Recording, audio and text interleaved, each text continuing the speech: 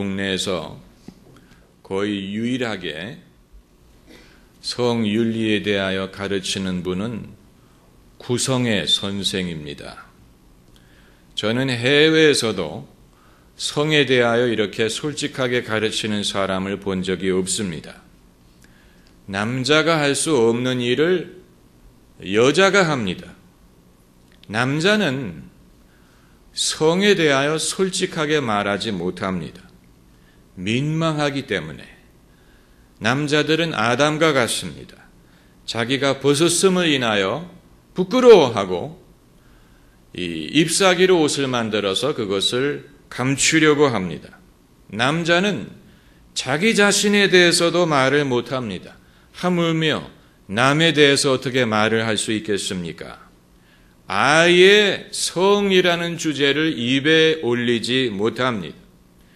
이 시대에 유일하게 성이라는 주제를 자유롭게 말하는 사람은 휴 해프너라든가 마광수 교수 같은 사람입니다.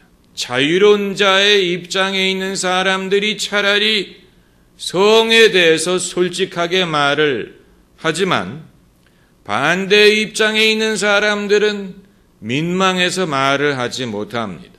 그리고 교회가 성에 대해서 가르치는 것처럼 어색한 것이 없습니다. 그 대표적인 것이 가톨릭 교회입니다. 벌써 수백 년 동안 가톨릭 교회는 안 된다는 이야기만 했습니다. 가족 계획 안 된다. 이혼 안 된다. 뭐 안 된다. 안 된다는 입장만을 되풀이했지요. 무엇이 안 된다는 말만을 하는 것은 대화가 아닙니다. 그것도 결혼을 해본 적이 없는 신부님들이.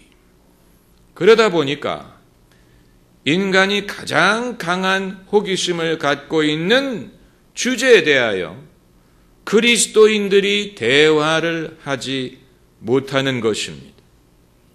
구성의 선생이 몇 년 전에 우리 교회에 와서 강의를 했을 때 어떤 이 종교적인 원칙이 아닌 일반적인 원칙에 기초한 성윤리를 말한 적이 있는데 저는 그분의 가르침이 타당성이 있다고 생각했습니다. 첫째로 그분이 말한 것은 힘을 동반한 강제적인 성은 안 된다는 지적이었습니다. 성폭력, 성추행, 아동 성추행, 근친상간 이런 것은 힘, 완력을 동원해서 원치 않는 사람, 주로 여성이지요, 아동, 원치 않는 사람과 관계를 맺는 것을 말합니다.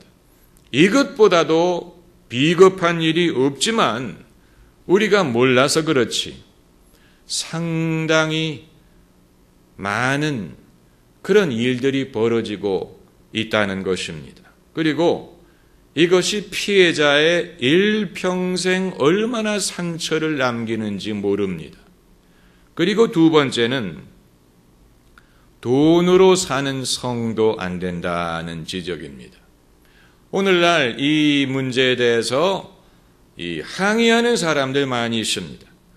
파는 사람이 있으니까 사는 게 아니냐. 또 사회에 어느 정도 출구를 마련해 줘야 되는 게 아니냐. 이런 주장을 하는 사람들이 있는데 여러분, 매춘이 존재하는 한 여성에 대한 착취와 폭력은 지속됩니다. 우리나라에 한 30년, 20년 전에 인신매매가 문제가 된 적이 있지요. 인신매매, 아주 사람들을 두려움에 떨게 했습니다. 길에 가는 여자를 납치해서는 이 윤락업소에 인신매매를 하는 행위가 성행을 했습니다. 그런데 왜 이런 끔찍한 범죄가 기승을 벌였느냐? 그 이유는 공급이 딸렸기 때문입니다. 율락 여성에 대한 수요에 비해서 공급이 딸렸기 때문에 이런 식으로 부녀자들은 납치에다가 율락업소에 팔아버렸어요.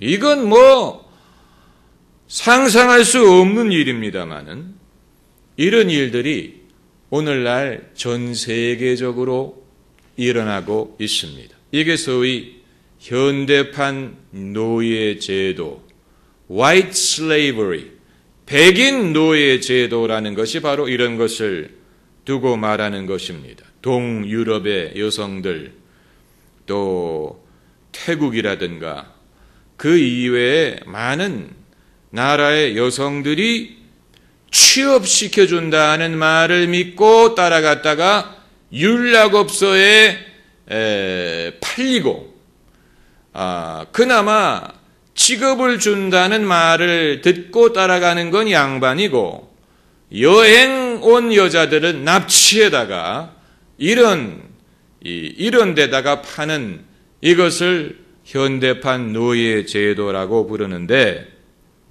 남자들에게 출구가 필요하다고 주장하는 사람들은 만일 자기 딸이 이런 식으로 잡혀갔다고 상상을 해보면 자기 누이 동생이 이런 식으로 끌려갔다고 상상을 했을 때 그래도 그런 주장을 할 수 있을지 여러분 이 성에 대한 윤리는 그저 성윤리만을 말하는 게 아니고 이것은 좀 더 광범위한 의미에서의 인간의 윤리를 포함하고 있습니다.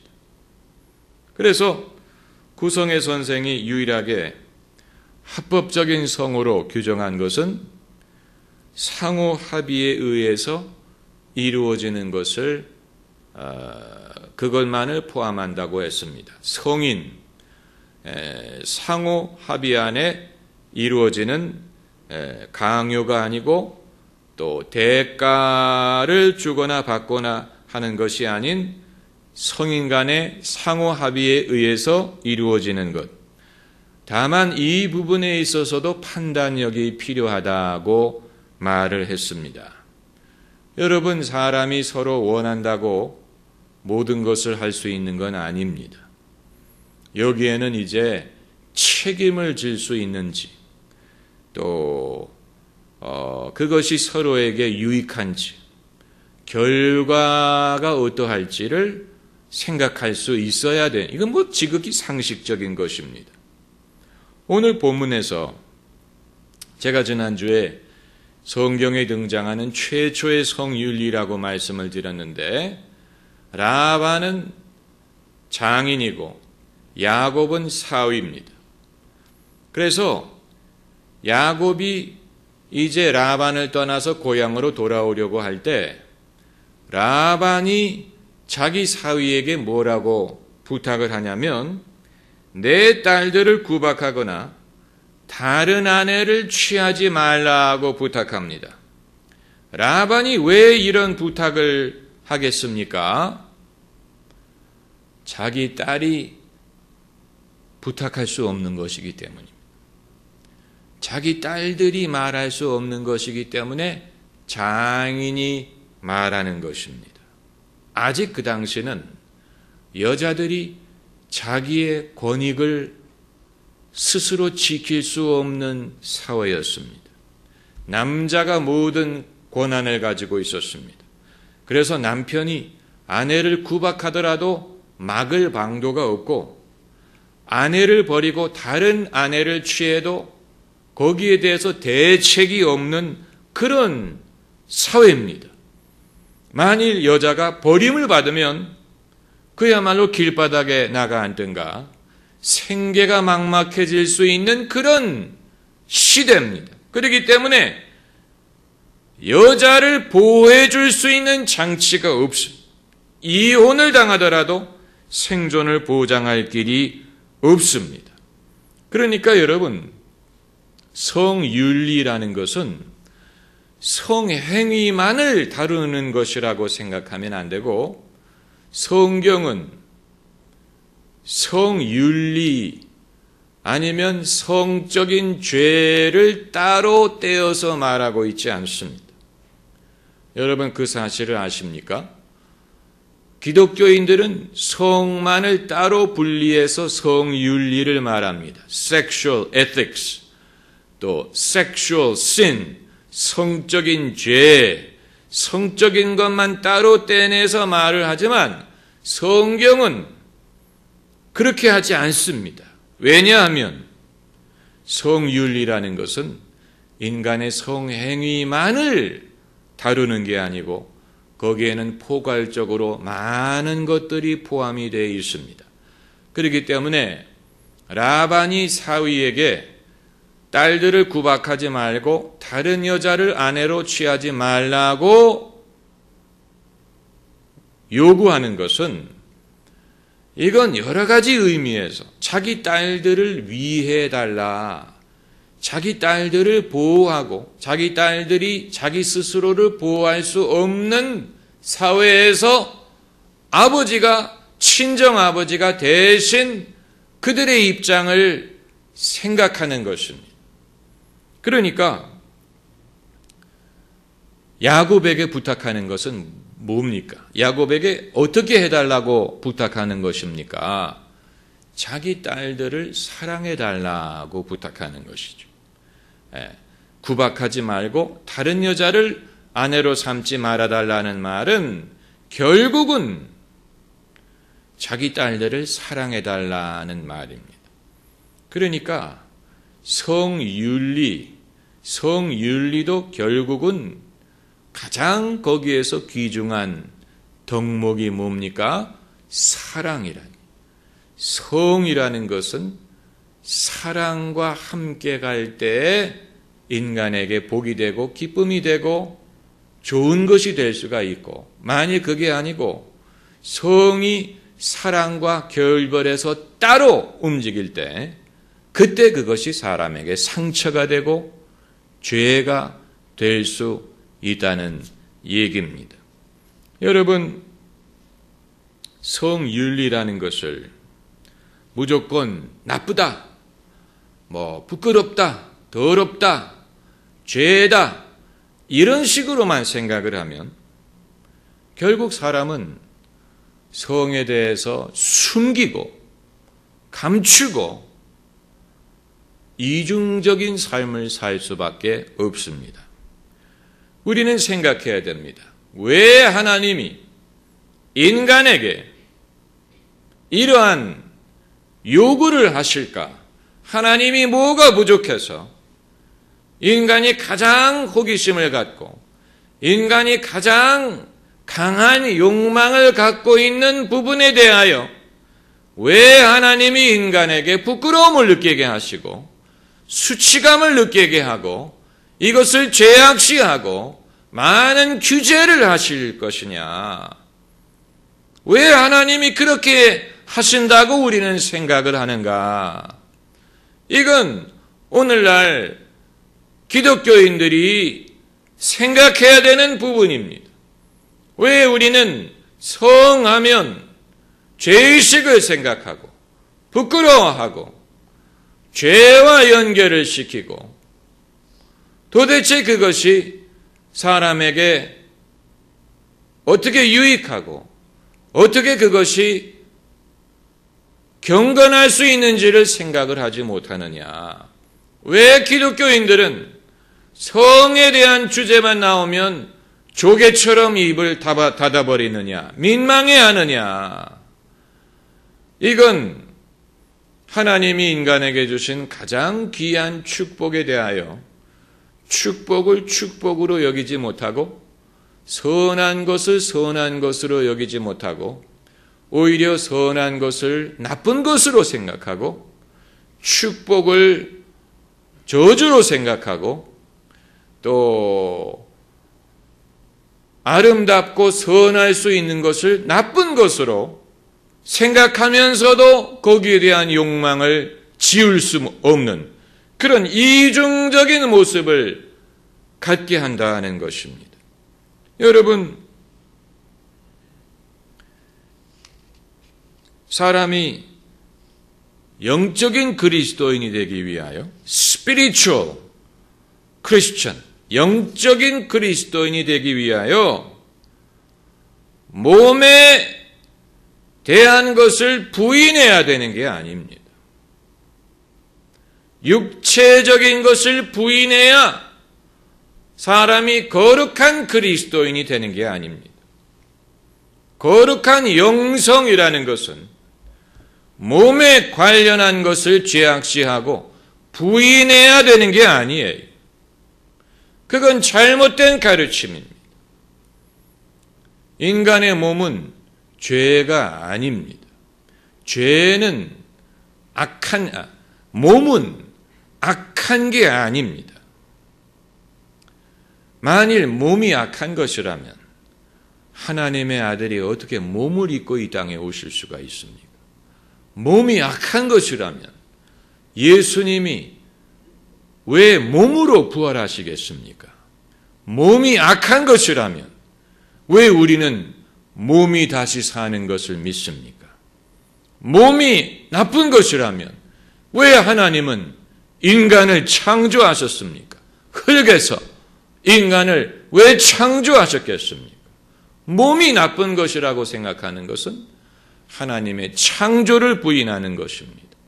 이건 인간됨을 부인하는 것입니다. 사람이 거룩한 그리스도인이 된다는 말은 천사가 된다는 말이 아니에요. 인간은 천사가 될 수 없습니다. 인간은 인간입니다. 그렇기 때문에 거룩한 영성이 무엇이냐에 대해서 우리가 다시 정립을 할 필요가 있습니다.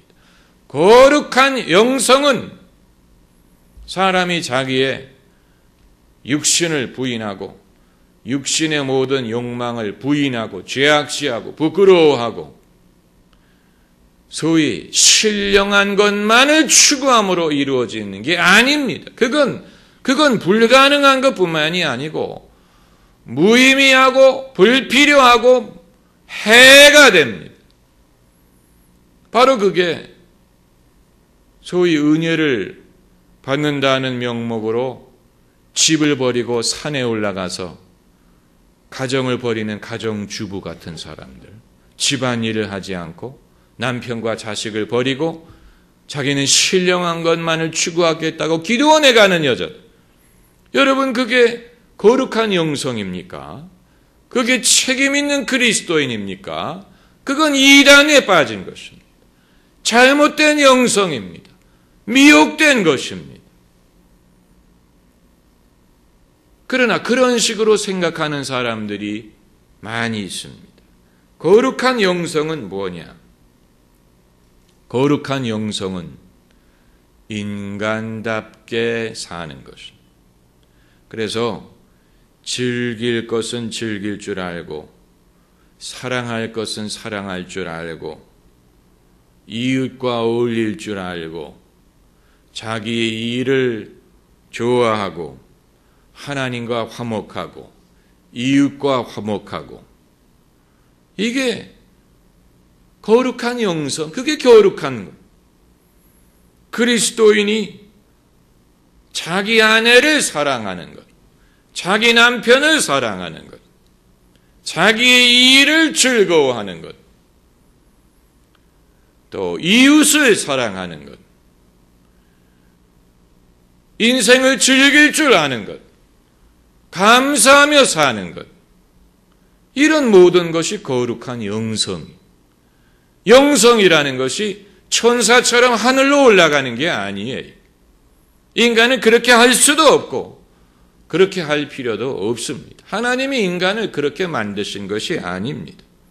그렇기 때문에 성윤리를 말할 때 무조건적인 기피 현상이라든가 금단의 주제라든가 부끄러운 것이라든가 죄의 차원으로 생각하던 것을 버려야 성에 대하여 올바로 알 수가 있고 말할 수가 있습니다.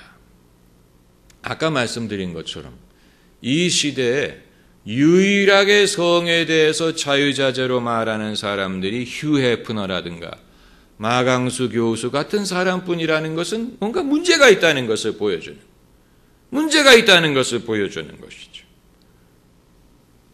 그래서 성이란 하나님이 인간에게 주신 가장 귀중한 선물 중에 하나인데, 그런데 이 선물이 축복이 아니고 상처가 될 때, 그때 죄가 성립하는 것입니다. 인간에게 축복이 되지 않고 상처가 될 때, 그때 그것이 죄가 되는 것입니다. 그러니까 좋으라고 주셨는데 사람이 나쁘게 사용할 때, 나쁜 결과를 가지고 올 때, 그게 죄가 되는 것입니다. 그래서 아까 말씀드린 것처럼 성윤리는 성적인 것만을 떼어서 생각할 수가 없고 더 큰 범위 안에서 생각을 해야 됩니다. 그래서 사람이 사람을 수단으로 이용할 때 그게 죄가 되지 않습니까? 이건 성뿐만이 아니고 모든 일도 마찬가지입니다. 사람이 사람을 수단으로 생각할 때, 그래서 사람이 사람을 자기 돈벌이의 수단으로 사용한다든가, 자기 욕망의 수단으로 사용한다든가, 자기 영광의 수단으로 이용한다든가, 자기의 어떤 이기적인 목적의 수단으로 이용할 때는 그게 죄예요. 그게 직장에서 일어나든 친구 사이에서 일어나든 이건 성뿐만이 아니고 여러 가지 면에서 일어날 수 있는데, 마찬가지로 성적인 주제에 있어서도 사람이 사람을 자기의 어떤 만족만을 위해서, 자기의 욕심을 위해서 이용하게 될 때 그게 죄가 되는 것입니다. 그래서 이제 오늘 본문에 라반이 그 사위에게 부탁하는 것은 결국은 딸들을 사랑해달라는 것이죠. 사랑. 모든 성경적인 윤리는 결국은 사랑으로 돌아옵니다. 사랑으로 하는 것이냐, 이것이 하나님을 사랑하고 이웃을 사랑하는 것이냐, 아니냐, 결국은 그 문제입니다. 결국은 이 문제. 그러니까 딸들을 구박하지 말고 다른 여자를 아내로 얻지 말아달라는 말은 자기 딸들 사랑해달라는 거예요. 그러면 이 모든 것이 아름다울 수가 있어요. 그런데 라반이 자기 사위에게 딸들을 사랑해달라고 부탁을 했지만 한 가지 그가 부탁할 수 없는 것은 딸들을 행복하게 해달라고까지는 부탁할 수가 없어요. 그건 별개의 문제입니다. 행복하게 해달라고 부탁하지는 않았어요. 그건 별개의 문제예요. 바른 생활이 행복까지 보장해 주는 건 아닙니다. 윤리의 한계가 여기에 있어요. 사람이 아무리 바르게 살아도, 바르게 행해도 그의 삶을 바르게 할 수 있고 사회가 바른 사회가 될 수 있어요. 그러나 그것이 인간의 행복마저도 보장해 주느냐? 그건 아니에요. 그건 아니에요. 사람이 행위에 있어서, 생각에 있어서 굉장히 반듯할 수 있어요. 그러나 그것이 인간의 행복, 인간의 이 사람이 원하는 행복한 삶까지 보장해 주는 것은 아닙니다. 이 윤리의 한계가 여기에 있습니다. 인간은 늘 그러기 때문에 뭔가를 더 찾고 또 추구할 수밖에 없는 존재인 이유가 바로 여기 있다고 봅니다.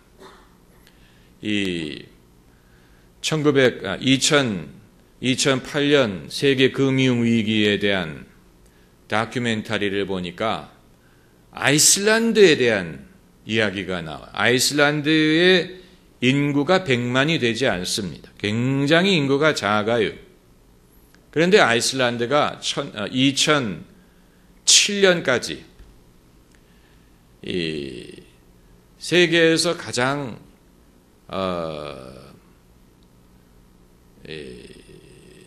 살기 좋은, 그래서 복지 국가를 이루었고 범죄율이 굉장히 낮고 또 이 환경을 그린 국가를 만들었고 이 실업률이 굉장히 낮고, 그래서 모든 면으로 봤을 때 아이슬란드가 이제 인간이 추구할 만한 것은 다 이루었다는 의미에서 역사의 종말에 이르렀다라고 그들은 생각을 했다고 합니다. 역사의 끝에 도달했다. 왜냐하면 이전의 문제를 다 극복했다는, 그렇지 않습니까? 범죄도 없지요. 경제적으로 살만하지요. 환경도 깨끗하지요. 부족한 게 없는 것입니다. 그런데 그 시점에 정부가 금융 규제를 풀면서 아이슬란드의 은행이 국가 GDP의 10배 돈을 빌리기 시작하면서 이제 금융위기가 터져가지고 아이슬란드 사람들이 갑자기 이제 천국을 맞는 줄 알았는데, 그래서 역사의 끝에 도달했다고 생각했는데 전혀 기대하지 않던 문제들이 사방에서 터지기 시작한. 여러분, 이게 인간이 범죄도 없지요. 복지국가를 이루었지요. 깨끗한 나라지요. 이제 문제될 게 없다고 생각했는데 전혀 기대하지 않던 문제가 발생하기 시작하면서 금융위기의 발단을 거기서 시작했다고 말을 한 것처럼, 여러분, 우리가 사람이 법을 다 지키고 이 규칙대로 살고 바른 사람이 되면 문제가 다 해결이 되면 참 좋을 텐데, 그러나 그게 문제를 해결해 주는 건 아니. 미안하지만 사람은 그것만으로 행복해지는 건 아니. 그렇기 때문에 아마도 이 인간은 여전히 뭔가를 찾고 문을 두드리고 결국은 신앙 안에서만이 세상에서 얻을 수 없는 만족을 얻을 수 있다고 말하는 이유가 여기에 있다고 보는 것입니다. 기도하십시다.